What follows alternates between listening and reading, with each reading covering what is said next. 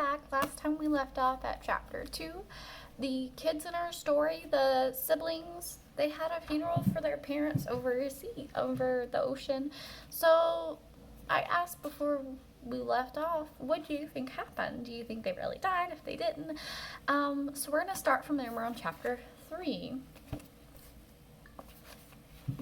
There's something you should know about Beck and me. Sometimes we erupt in what my parents used to call twin tirades.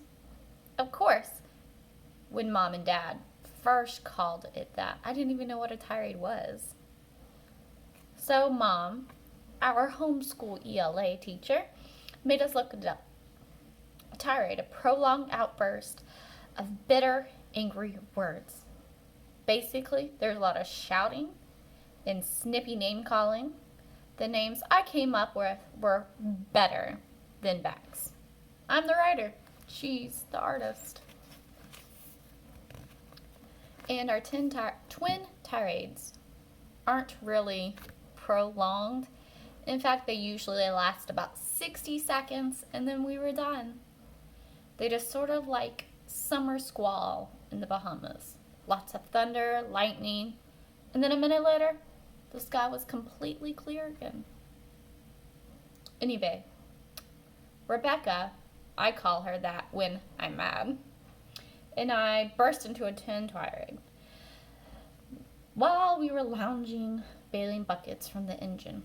We need a plan, Vic, she said, coming in with such an abrupt halt on the deck house, the water sloshed out of both sides of her bucket. Tommy has a plan. We ride the currents of the Caymans. That's where the treasure is. I'm talking about bigger picture. Brickford. Yep, she calls me Brickford when she's angry too. I thought you said we needed a plan, not a picture, Rebecca. That's what I said, and it has to be the absolutely best plan. Not the second best, but the best. Well, who's gonna decide it's the best? We are. And by we, I said, do you think you mean you, Miss Bossy Pants?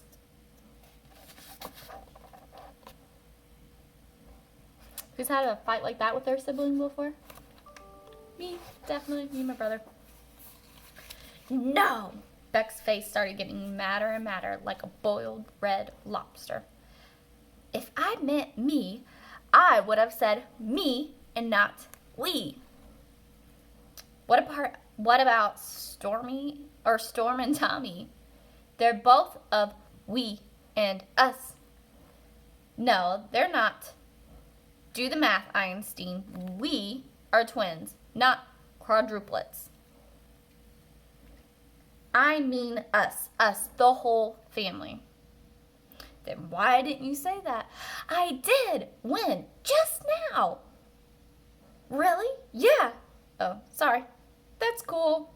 Are we cool? Yeah, totally. And just like that, it was over. Done with.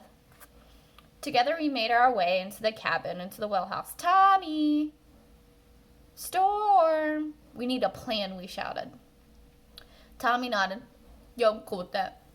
Storm emptied her bailing bucket over the side and joined us on the poop deck. What's the plan? She asked. First we survive, I said. Okay, said Tommy. How's that gonna happen? Easy, said Beck. Mom and Dad taught us everything we need to know. Storm nodded, and soon Tommy did as well. We'll need to start rationing our food and drinking water, Storm said. I'll work up a spreadsheet on the computer. And I'll check the stars out tonight, said Tommy.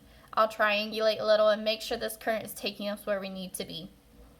The two of them turned to Beck and me. Then what? They said together. It looked like our big sister and big brother were ready for Beck and me to take charge of, well, the barely floating disaster. Well, we're going to keep doing what we always have done. Tommy arched his eyebrows. Treasure hunting? without Mom and Dad, said Storm. Why not? Said Beck. It's our family business, I said, completing her thought. That's something else twins do. We just need to find Dad's treasure map for the Cayman Dive. And don't forget, said Beck, we already know how to do everything that needs to be done. We can maintain the ship, we can fish, we can forage for food. Tommy can navigate us anywhere over the 7 seas, I said. He nodded humbly, as he could. True. And Storm, Beck said, you can handle all the computer stuff and evaluate potential treasure sites, she added. I can cut deals with suppliers over the internet, said Beck. And once Tommy fixes our satellite dish, the top of my to-do list, said Tommy. Soon as we reach port, satellite dish and cheeseburger with fries. We really don't need any adults to help us with keeping our business afloat, I added. Besides, does anybody really want to give up treasure hunting? Do any of you seriously want to live in a boring, land blubber-filled life with schools and malls and Persian fistic sides? We all shook our heads. Beck tossed me that gesture. The truth was, none of us could ever be happy on dry land, not after spending the bulk of our lives adventuring on the high seas. We've even met real pirates. Well, the real ones, not that wax kind at Disney World. In a way, we kids are like wild things in a picture book my dad used to read to Beck and me. When we were little, the one where the ocean tumbled by with a pirate boat and the naming Max, and they sailed off through the night. We can do this, said Beck. Definitely, said Tommy, and no doubt about it, echoed Storm. A step forward. All those in favor of keeping the Kid Family Treasure Inc. open for business, raise your hands.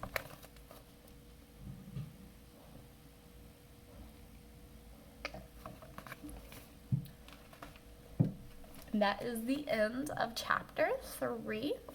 So it looks like they're going to try to continue treasure hunting, and I'll keep you posted tomorrow on what happens next. Have a good day. Miss you guys.